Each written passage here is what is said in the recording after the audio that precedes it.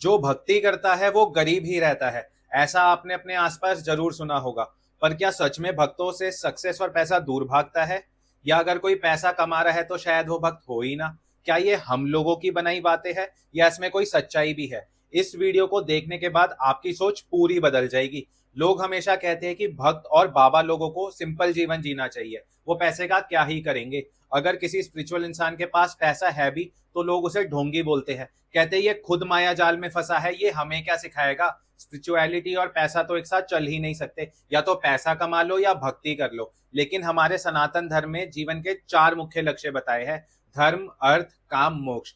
धर्म मीन्स सत्य के मार्ग पर चलते हुए अपने जीवन का निर्वाह करना। अर्थ का मतलब है धन कमाना। काम का मतलब है अपनी इच्छाओं की पूर्ति करना। और मोक्ष का मतलब ही होता है अपनी आत्मा की मुक्ति।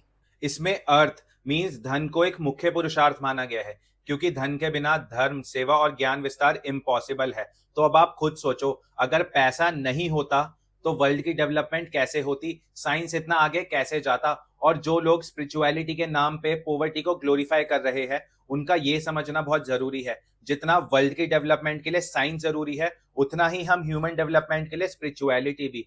क्योंकि स्पिरिचुअलिटी हो या साइंस, अगर दोनों को लोगों तक पहुंचाना है तो उसके लिए रिसोर्सेज चाहिए होंगे, और वो कहां से आएंगे? पैसे से। आपने श्रीहित प्रेमानंद महाराज जी का नाम तो जरूर सुना होगा।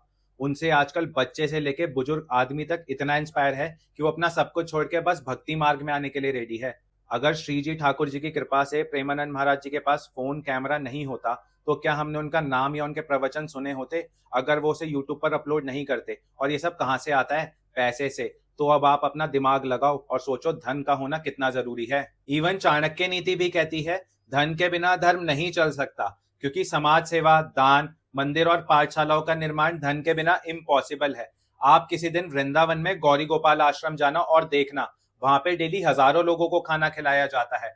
इतना ही नहीं, वृद्ध माताएं बहनें जिन्हें लोग अपने घर से निकाल देते हैं, वो उन्हें अपने आश्रम में रखते हैं और उनकी सेवा करते हैं। ये सब कैसे हो रहा है? बिना पैसे के सब इम्पॉसिबल है। और दूसरी तरफ लोग पैसा तो कमा रहे हैं, लेकिन उसे नशा, जुआ, मांसाहार जैसी गलत चीजों में बर्बाद कर रहे हैं। दैट मीन्स पैसा खुद में गलत नहीं होता, उससे जुड़ी इंटेंट गलत होती है। हमारा ये बातें समझना बहुत जरूरी है। हमारे 4 पुरुषार्थ धर्म, अर्थ, काम, मोक्ष अगर ये भगवान के प्रति समर्पित है तो हमसे ज्यादा अमीर कोई हो ही नहीं सकता। वैसे भी भगवान के भक्त सबसे ज्यादा अमीर माने गए हैं, क्योंकि उनके पास कृष्ण नाम का धन, उनका प्रेम, उनकी भक्ति है।